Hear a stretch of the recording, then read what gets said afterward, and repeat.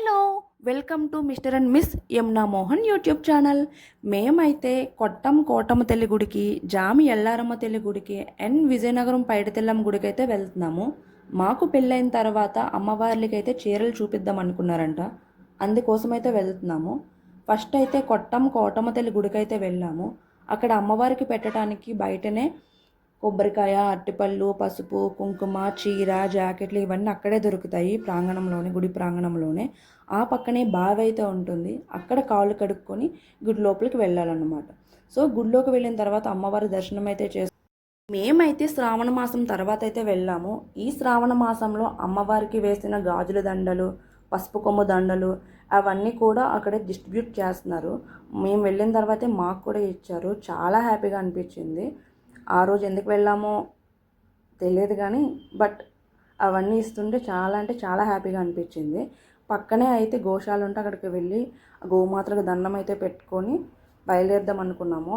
ఏంటంటే ఈ అమ్మవారి ప్రతిష్టత ఏంటంటే కోరికలు తీర్చిన కల్పవల్లిగా భావిస్తారు. కోరికలు తీరిన తర్వాత అయితే కోళ్ళు, మేకలు ఇవన్నీ కోసుకొని అక్కడే భోజనాలు వండుకొని అయితే తింటారు.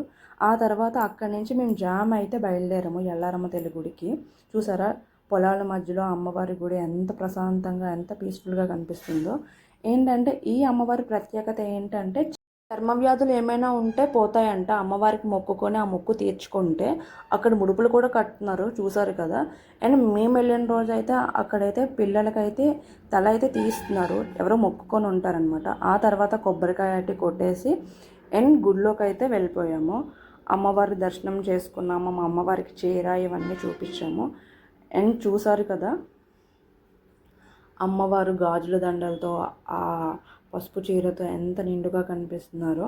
చాలా అంటే చాలా మంచిగా అనిపించింది. నేనైతే ఫస్ట్ టైం వెళ్ళటము, ఇదంతా మా వాళ్ళు చెప్పారు ఇలా అమ్మవారి స్టోరీ ఇదంతా. ఆ తర్వాత అక్కడి నుంచి అయితే విజయనగరం అయితే వెళ్ళాము పైడితెల్లమ్మ గుడికి.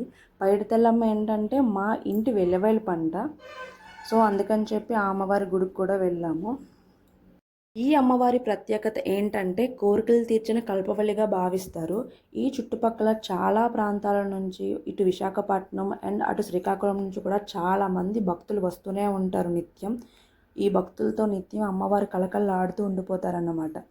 సో అలా గుడి ప్రాంగణంలోనే చాలా షాపులు ఉంటాయి. అక్కడ కొబ్బరికాయ, అరటిపళ్ళు అమ్మవారికి పెట్టడానికి ఇవన్నీ తీసుకొని అమ్మవారి దర్శనానికి అయితే వెళ్ళిపోయాము.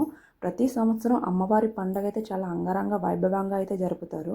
దసరా వెళ్ళిన తొలి మంగళవారం రోజు అయితే మాత్రం ఈ అమ్మవారి పండుగ అయితే చేస్తారు. చాలా అంటే చాలా సందడిగా ఉంటుంది, చాలా గ్రాండ్గా చేస్తారు ఈ అమ్మవారి పండుగ. సో ఈ విధంగా మా చిన్న డివోషనల్ ట్రిప్